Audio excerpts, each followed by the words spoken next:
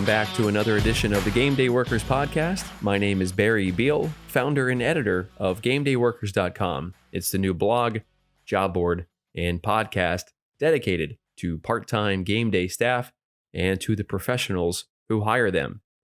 As of this week, the job board at GamedayWorkers.com is now active. And along with that active job board comes our first featured job posting. One of the perks of that featured job posting is a mention here on the podcast right at the top of the show. And I would like to thank 5-Star Event Services based out of Houston, Texas, for having our very first featured job on the Gameday Workers job board. 5-Star Event Services is looking for personable and professional individuals to serve as security officers at Houston Rockets games at the Toyota Center for the second half of the 2021 NBA season. You can see all of the details of that job post by going to jobs.gamedayworkers.com, or you can also reach the job board through the link at the top of the page of the main site, gamedayworkers.com. Once again, thank you to 5-Star Event Services for our first posting and our first featured job on the newly launched job board. Switching gears to this week's guest, it is Trey Wilson of the Richmond Flying Squirrels. Richmond is the AA affiliate of the San Francisco Giants, and Trey is the Director of Communications and Broadcasting for Richmond, which means Trey basically is their radio broadcaster, and he also handles the media relations side as well, which seems to be fairly common throughout minor league baseball. And I don't know about you, but this time of year, as we turn the calendar from February into March, and hopefully the weather is breaking and we don't have any more snowstorms here in the Northeast on the radar, it's time to start thinking summertime and thinking about baseball. So looking forward to hopefully a full or almost full minor league season this year after it was basically wiped off the schedule last summer, like many things were because of the pandemic. I want to talk to Trey about a few things, the state of minor league baseball after that shutdown. And I'd also like to talk to Trey about some less serious issues, some fun things, and maybe some things that maybe aren't so fun, like being trapped in a stadium during a rain delay. Whenever you're working, you just can't pick up and leave and say, I'm tired of sitting here for the last 2 or 3 hours. You're there until the game is either called or they resume play and can finish the game. So I'm curious to see if Trey has any fun stories that he can share from a rain delay throughout the course of his career. When we come back, Trey Wilson of the Richmond Flying Squirrels will be this week's guest on the Gameday Workers podcast.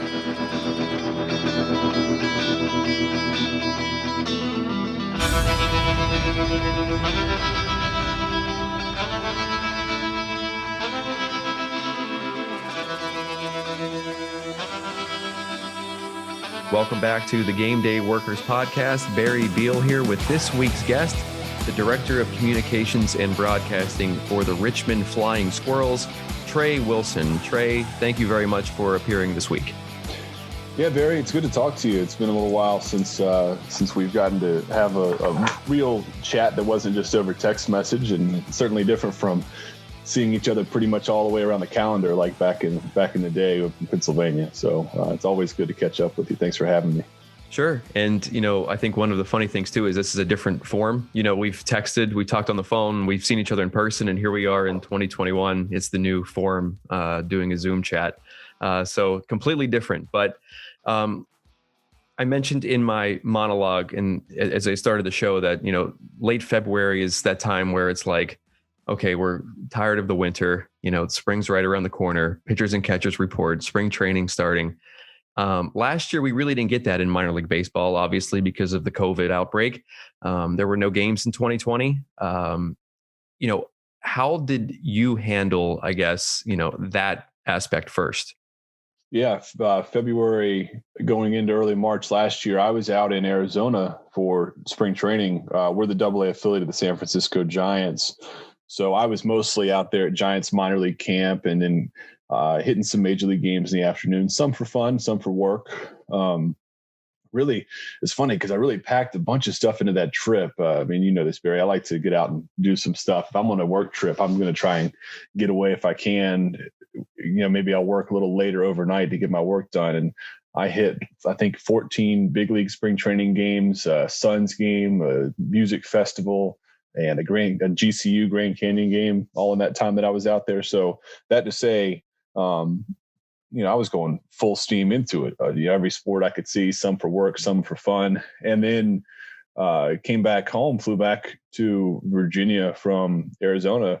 We were just a couple weeks away from getting the season. All of a sudden, we're going, full steam into the season. And I've been did all these events. All of a sudden, one day, bam, everything stops right there in the middle of March. And I'm sure a lot of people have the same story, especially people who work in an office setting in sports like we do. But we all, on a Friday or Thursday or Friday, we all kind of said, all right, well, we're going to, take a week or two off and we'll get back together, and maybe opening day will be delayed. Maybe it won't, but we'll see everybody soon, maybe in a couple of weeks. And I haven't seen some of those people since then.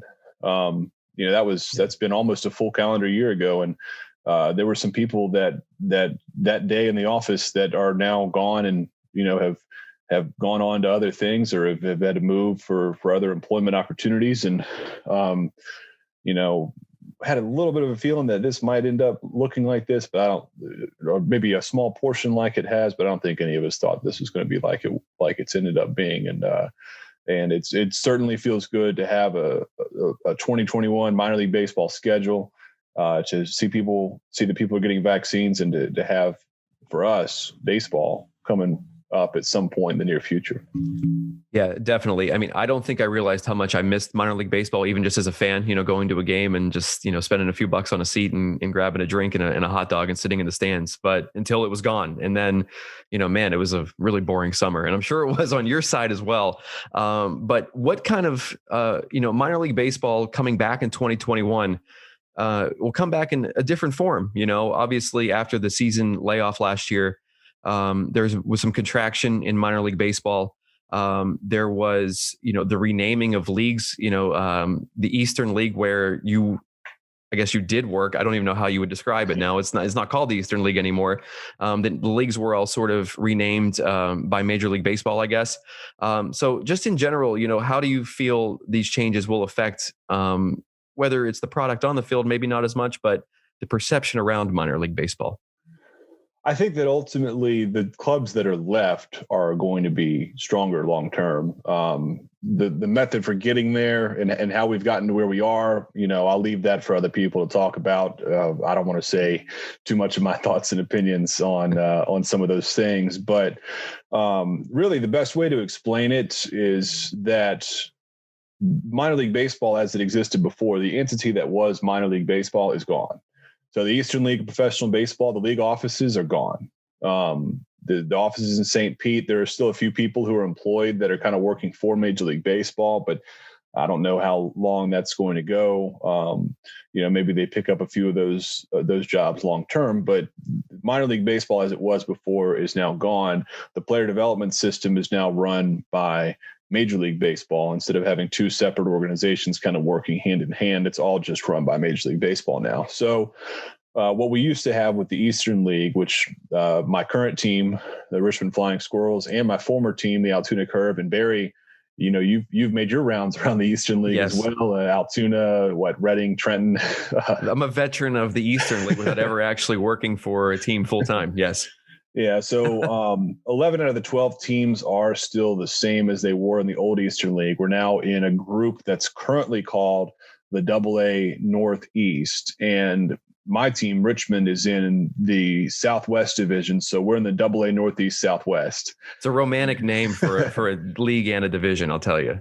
Yeah, I haven't heard anything internally. I don't have any idea where that's going, but some of the outside media reports have all kind of said that it's all pointing toward eventually there's going to be corporate naming rights attachments to all these leagues and divisions. Oh So boy.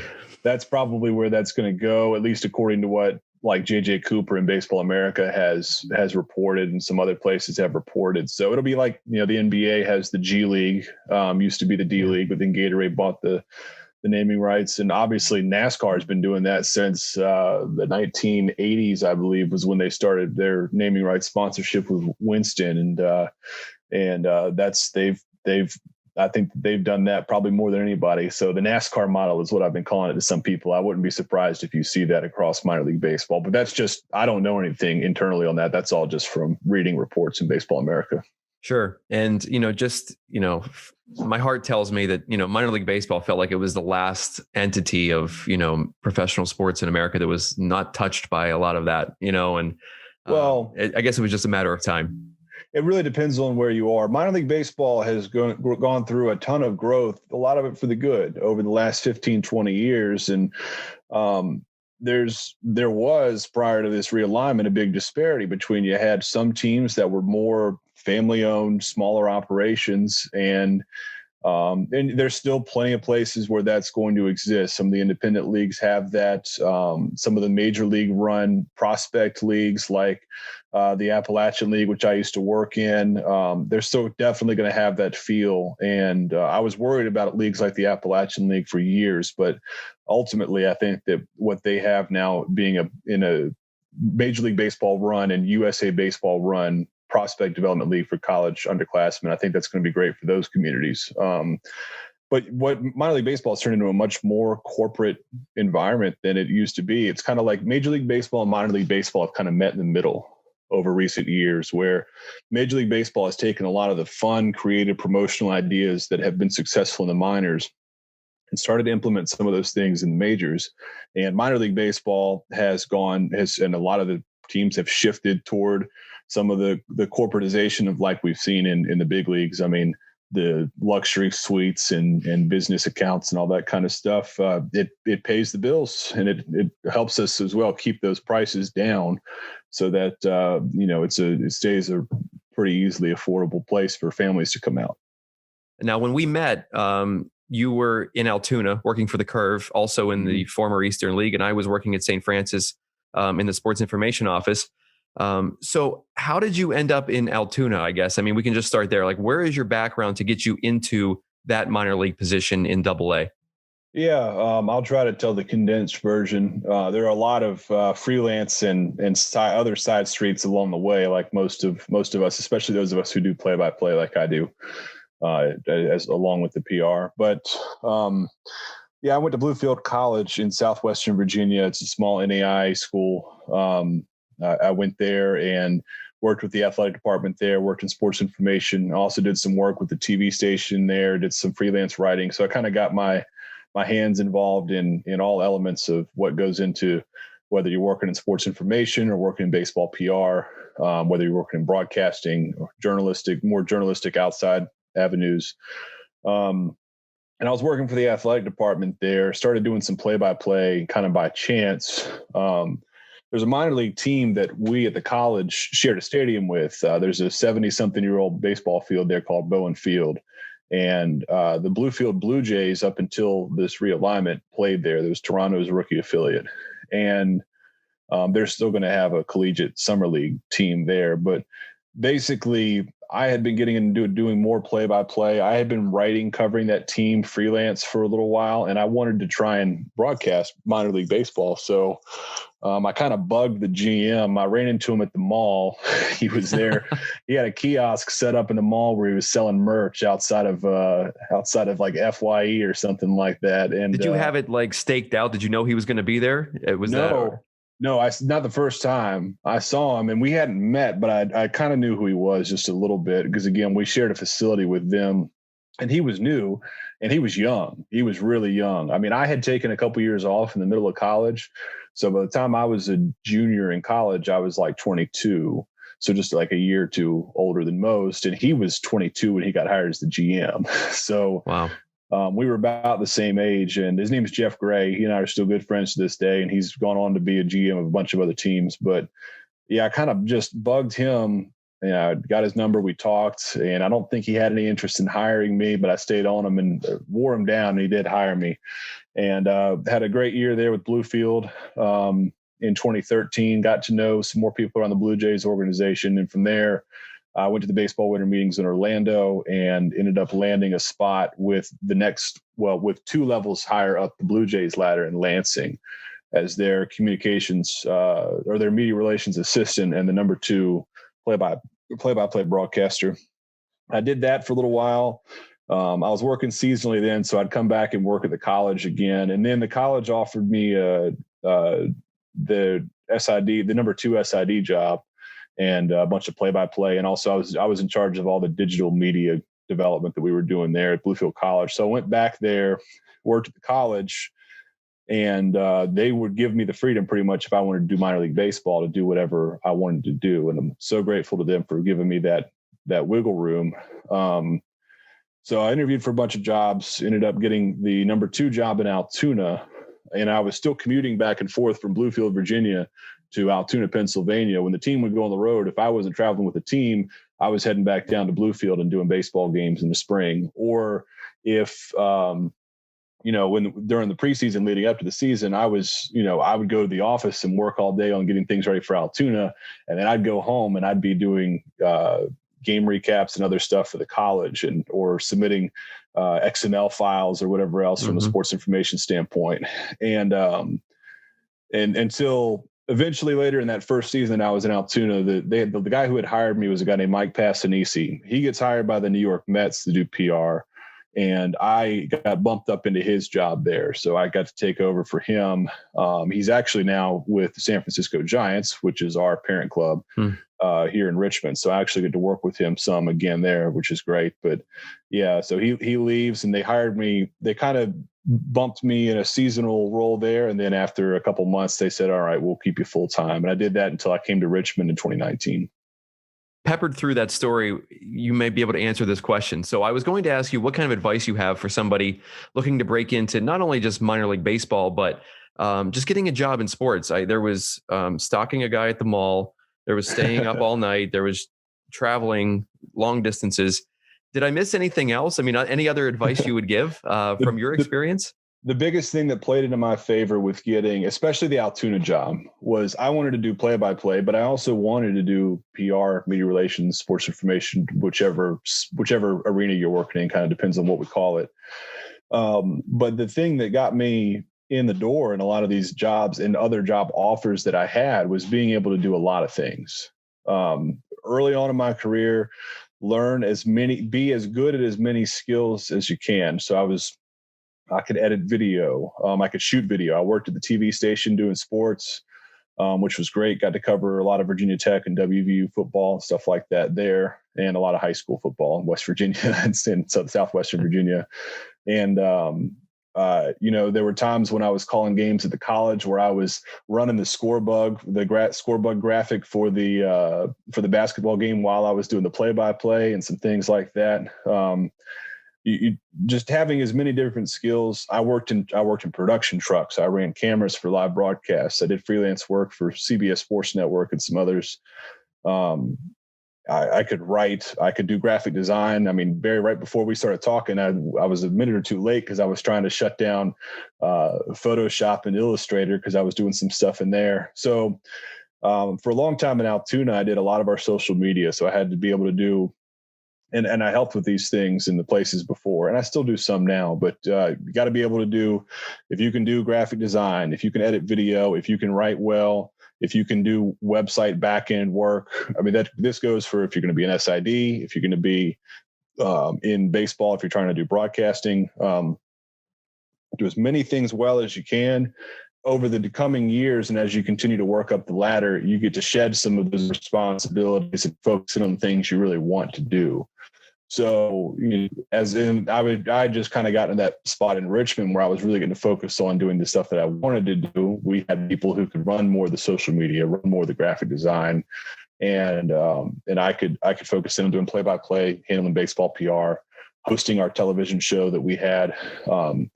And that was all, of course, until the pandemic. And now we're back to a few less people. So we're all having to pick up some extra responsibilities again. And that's part of it. So, those of us who work in our front office who have worked smaller teams, we're all just like, with this having to kind of do everything, having to help with stuff like concessions, we're all just like, oh yeah, this is part of it. We've done this. But the people who've never worked for a smaller team, who only kind of know how it is in Richmond, they're like, what is this? Why am I helping set this thing up? It's a little different, but that's early on, especially as we get back to a little bit closer to normal in sports world. I think that's big. I look for that when I'm hiring people for my staff, my front office staff, is if you can do a lot of things well, then you're a candidate that I'm going to look at. So when you hire game day staff the same way you hired me a long time ago, what are those? What are you looking for in a game day worker? Is it somebody who can do 2 or 3 different jobs? Is it somebody who can just show up on time and somebody you don't have to worry about, them being there on time? What are the traits in a game day worker that you look for?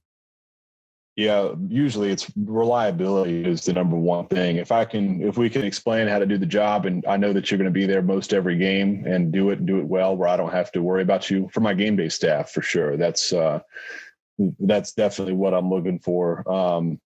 I try to talk with, in this position, I try to work with SIDs. We have several schools around here. So if I can get people who work in sports information, obviously it's their summer. So, they've got a little bit of time. Some of them do, but they also, they know everything that goes into it because they do the same thing in just a little bit different medium during their seasons. And I've done work trying to help VCU with their game day operations for baseball and some other stuff. And, we have some people from that university and some others that help us with some stuff. So usually I try to have one person each season who is a recent college graduate or an upcoming senior who can do a few different things for us and kind of be the fill-in guy, have him know how to do everything, pay him, because I think people should get paid for the work that they do. And that's a big thing for me.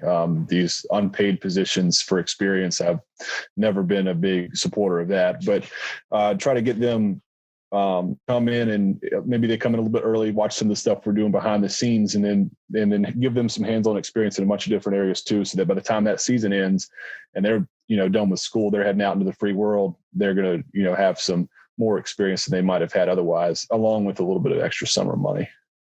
Yeah. And I think, in terms of a game day worker, having those people, I always felt that, I would work as an SID all, during the school year. And then during the summer, I would come and work, whether it was at Altoona with you or in Reading or in Trenton. I always felt that, it wasn't my show anymore. And it was like be seen, not heard.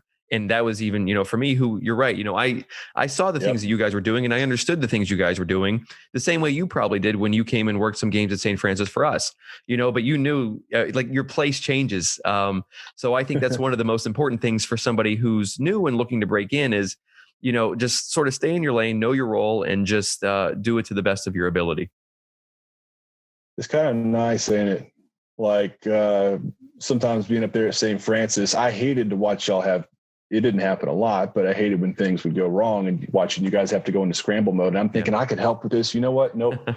I'm just going to sit here and let them figure it out. And, I'd probably just end up being more in the way. But no, I mean, it's the same. I like to try and help out doing some stuff during the winter with schools when I can, and doing that stuff at St. Francis was always really enjoyable for me. Got me out of the house, got me around college basketball again. Sure. And just all I would do is sit there and try to read into a microphone if I was doing PA and try to get the right names and make sure that I was doing my part right. Because it's the same way. If my game day staff is doing all they're supposed to do right, when something does come up that I've got to deal with, I don't have to, if the game's going to keep going. So sure. I don't have to worry about saying, well, the guy who's doing the live stats is over here trying to mess around with something else. And so now I've got this problem and you're compounding it by making another problem. So yeah, it goes back to that reliability we were talking about. Just do your thing and we'll have a good time and an easy season, hopefully. And one last note on this, I always enjoyed my summer job and still do whenever the game's over and I can just, if I'm doing pitch clock, say, and I can put that controller down, submit my report, and I'm walking out the door with the fans because most of the year I don't get to do that. So it's just nice to, wipe my hands of it and say, none of these problems are actually mine this time. It's so great. Set the stuff down, head to the car and head home. And, I'm probably haven't ate and slept by the time, if you're the guy I'm working for, by the time you've even moved off of your station for the game. So, yep. So Trey, I want to leave this with something a little more fun. Some of the unglamorous parts of working in baseball, I think the most unglamorous part is the rain delay. And you're just like, oh, come on. And you're just basically trapped, especially when you're in the press box, right? Like not much you can do, not much, nowhere you can really go. You need to stay around in case they start playing. Do you have a good rain delay story that you can leave us with? Man, I'd have to think back over the years. I'm pretty low key with rain delays, especially because I travel with the team, of course. So I'm there 140 plus games a year. There's one that it's not as so usually during a rain delay, I'm just hanging out. I'm watching some Netflix or I'm catching up on some work. Sometimes a blessing because they give me a chance to do something else I've got a deadline for. But there was one, man, that we were in Reading. You might have been there. Now you were still over in the state point, but we were in Reading, Pennsylvania, and it was a Sunday mid-afternoon doubleheader. And we were going after this game. We're going from Reading to Akron, Ohio, which is a haul. I forget how many hours it is, but it's a pretty good bus ride through the night. And so we're supposed to play 2 games. And the first game of this doubleheader, there had been this threat of rain, but we had made it all right until we got to the last inning. 2 outs, 2 strikes, 2 runners on base in a 1-run game. We are 1 out away from packing it up and at least getting that game done. And then if it rained, they were probably going to cancel the second game and we were going to get on with it and get on the road. Yep. And there are 2 outs, 2 strikes, runners on first and second, 1-run game, starts raining. Umpires call for the tarp. And I'm like, y'all, you've got to be kidding. So we waited through a delay it was a couple hours, 1 strike away from ending the game. We finally do resume. The field was in no condition to be played on. It was so. And first pitch back, we come back and the first pitch back, dude, lines it to center, tying run scores. We're going to extras. And the extra inning frames were sloppy. Everything was wet. I'm pretty sure either the tying run or what ended up being the winning run for Reading, there was a ball hit to center field where either the tying or the winning run, one of them was hit to second. The guy slipped and fell. The ball rolled out to right field. The other one, the center fielder slipped and ended up on his backside, and the ball went over his head, and that ended the game, I'm pretty sure. So we finished that game hours later, and they said, all right, we're going to try and play this second game. No, they didn't. So we waited for hours and hours more. It was a huge mess. I don't think we got out of there. And I think that I actually at that point said, I'm not riding to Akron tonight with the team. I rode back to Altoona with another guy, got my truck the next day and finished the drive to Akron the next morning. But I don't think the team got to Akron until like 7:30 or 8 o'clock in the morning the next day. Wow. Yeah. And then that next series in Akron, not to go too long, but I don't remember the exact order, but we had, I think 3 rain delays, a rain out. We had one game where an umpire got injured and the game got delayed for like 45 minutes to swap home plate umpires. And we had a power outage. The whole downtown Akron went black. The game got suspended. And then we had to play the rest of that game plus 9 more innings in the last day of the series. So that was quite a road trip for all the crazy, not just rain delays, but everything that it seemed like that could happen did. So since I had my truck in Akron, I took it up to Cleveland after the series was over and watched a concert before I came home to unwind for a few hours. I mean, you made the best out of that situation then, right? I mean, my goodness, that road trip just sounds like an absolute odyssey. But Trey, for this season, Trey, I'm going to bless you now. No rain delays, no extra innings, and every road trip going smoothly.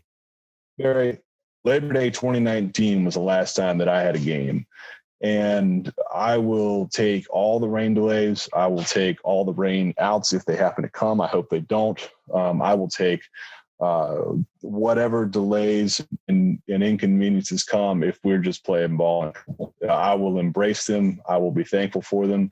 I think that a lot of us who have kind of gotten that fatigue over the years and gotten a little bit cranky about the game will approach it with a little different in 2020. Yeah.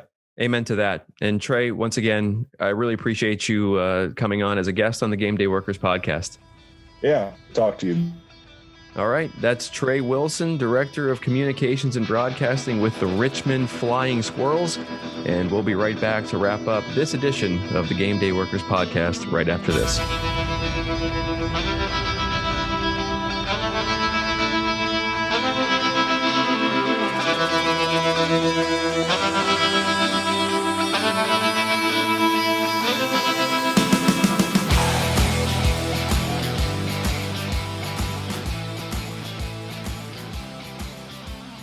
Special thanks to Trey Wilson for serving as this week's guest on the Gameday Workers podcast. You can go to gamedayworkers.com and check out the blog, the now live job board, and past editions of this podcast. You can listen to the podcast on Spotify, on Apple, on Google, and pretty much anywhere you get your podcasts. So we'll be back next week with another edition of the Gameday Workers podcast. In the meantime, head on over to gamedayworkers.com for the latest on the blog and the job board. I'm Barry Beal saying see you next week.